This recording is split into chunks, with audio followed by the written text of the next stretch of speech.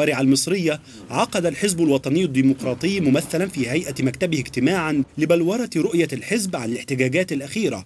عقب ذلك الاجتماع مؤتمر صحفي أعرب خلاله الأمين العام للحزب أن الحزب يقدر حرية الرأي والتعبير ويؤمن ويدعم حق شباب مصر في التعبير عن وجهات نظره وآرائه. الحزب يقدر حرية الرأي والتعبير ويؤمن بحق شباب مصر، كل شباب مصر، أن يعبر وبكل الوسائل المتاحة، سواء حديثة أو في وسائل الإعلام أو في أي شكل من الأشكال عن وجهة نظره. أكد أيضا أمين عام الحزب أن المظاهرات الأخيرة حاولت بعض الحركات المعارضة والمحظورة إخراجها عن طابعها السلمي، كما شدد على أن الديمقراطية لها أصول وأن الأقلية لا يجب أن تفرض الوصاية على الأغلبية. الديمقراطية لها أصول، الأقلية والمعارضة لا تفرض وصاية على الأغلبية ولا تفرض وصاية على المجتمع كل، ولكن الحوار نعم، المشاركة نعم، الرأي وتبادل الرأي نعم،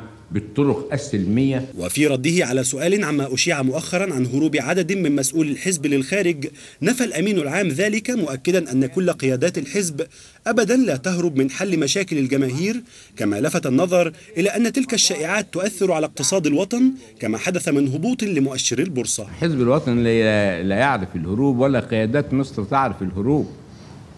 ما فيش عندنا بطحة عشان نخاف منها. احنا وقتنا كله وحزبنا كله وعطائنا كله لخدمة هذا الوطن. يجب أن نكون واعيين. مفيش حد أبدا يمشي وراء شائعات علشان تصيب اقتصاده بأي نوع من أنواع السلبية أو أي نوع من أنواع العجز. ألمح أيضا الأمين العام أن الحزب ليس جهة تنفيذية، إنما هو واضع للسياسات التي تسير عليها الحكومة، كما ناشد المصريين أن تتم صلاة الجمعة غدا في هدوء وألا يتلاعب أحد بأمان الوطن والمواطنين. كمال ماضي، الحياة اليوم. حاولنا نلخص أهم مدار